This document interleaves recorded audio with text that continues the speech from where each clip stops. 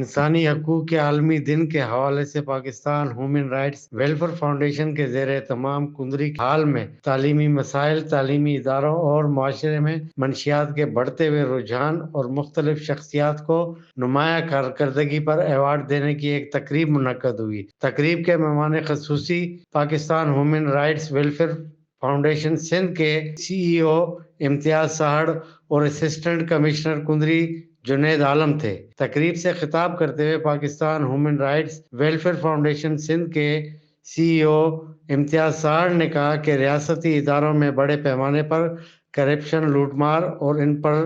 ریاست کی گرفت کمزور پڑنے کی وجہ سے عوام کے جائز حقوق پر ڈاکہ مارا جا رہا ہے اور ریاستی ادارے اس کا تماشا دیکھ رہے ہیں۔ منشیات کی نقل و حرکت کی روک تھام کرنے والے اداروں نے اس گھناؤنے کاروبار کو کمائی کا ذریعہ بنا لیا ہے۔ ایک سازش کے تحت نوجوانوں کو اس جانب راغب کر کے تیزی کے ساتھ ان کو منشیات کا عادی بنایا جا رہا ہے، جس کا رجحان تعلیمی اداروں میں بھی بڑھتا جا رہا ہے۔ انہوں نے کہا کہ والدین پر ذمہ داری عائد ہوتی ہے کہ وہ اپنے بچوں کی نقل و حرکت پر نظر رکھیں۔ Pakistan human rights welfare foundation منشیات کی روک تھام اور کرپشن کے خاتمے کے لیے اپنی جدوجہد جاری رکھے گی۔ اسسٹنٹ کمشنر جنید عالم نے کہا کہ آقائے دو جہاں نبی آخر زمان صلی اللہ علیہ وسلم نے 1400 سال قبل ہی انسانی حقوق کا چارٹر پیش کر دیا تھا، جس میں اقلیتوں اور خواتین کے حقوق، حتیٰ کہ اس میں جانوروں کے حقوق کا ذکر بھی شامل ہے۔ انہوں نے منشیات کے پھیلاؤ، تعلیمی اداروں میں منشیات کے استعمال کی شکایات اور معاشرتی برائیوں کی روک تھام کے لیے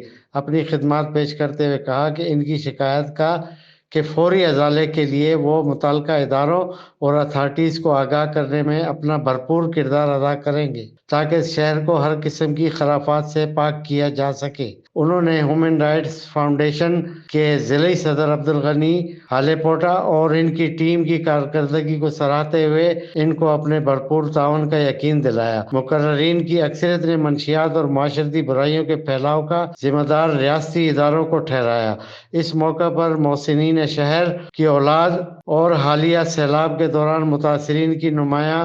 خدمات پر قاضی محمد صادق، علیل سماجی رہنما نیاز عثمانی، خلیل احمد کھوکھر، پیر غلام رسول شاہ جیلانی، ظفر گل، پیر جنید شاہ جیلانی اور ایڈمنسٹریٹر ٹاؤن کمیٹی کندری جان زیب آرائیں و دیگر کو ایوارڈ سے نوازا گیا۔